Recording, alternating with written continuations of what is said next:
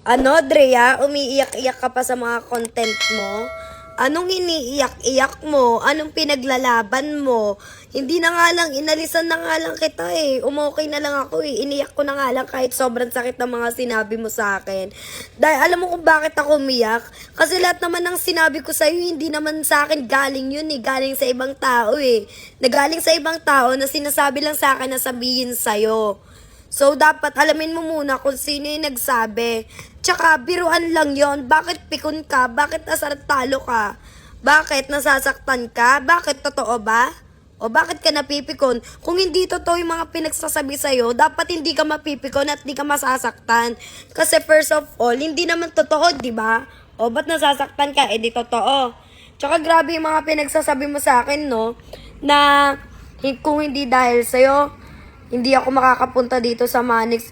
Hoy, ikaw lang nag-carpool sa akin. Tsaka bago ako pumunta dito sa Manix, may approval ni Sir, tsaka ni Mami B, tsaka nila Kuya Yuki yun, no?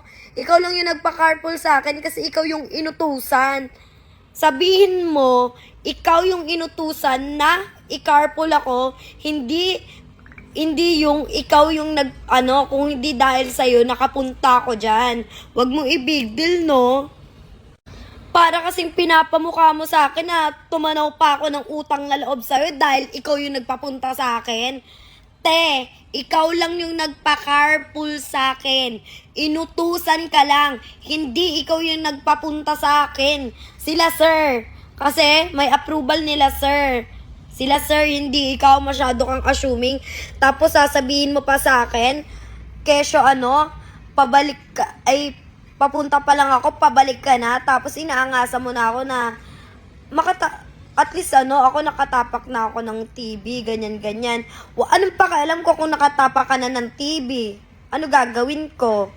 Kasalanan ko bang hindi pa ako nakakatapak? Soon, hintayin natin, di ba? Hindi yung dinadown mo agad ako pababa.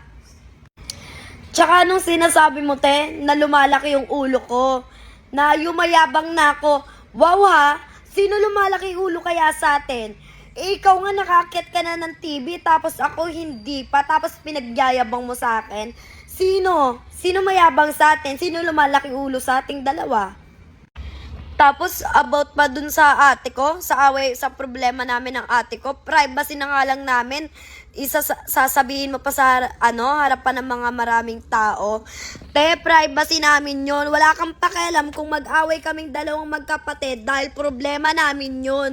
Kaya naming solusyonan yon ng kami lang dalawa. Hindi mo kailangan ipaglantaran dun sa maraming tao. Dahil problema namin yun ng kapatid ko, no?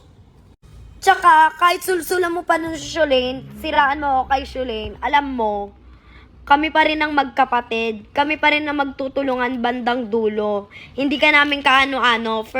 Kaya wala kang karapatan para backstabin yung isa't isa namin. Siraan kami sa isa't isa kasi first of all, kami pa rin ang bate. Kami pa rin ang magkadugo. Kami pa rin ang magkakampi. Panghabang buhay.